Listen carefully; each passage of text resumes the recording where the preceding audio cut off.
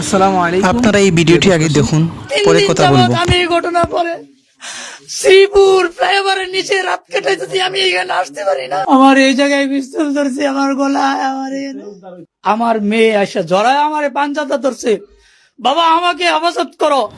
আপনারা এই দেখতে পারতেছেন, গতকাল আমাদের একজন মাদ্রাসার হুজুর আর কি শিক্ষক, ওনার মেয়েকে বাসা থেকে নির্মমভাবে কয়েকজন মানুষ ঢুকে টানে হিসড়ে নিয়ে যায়।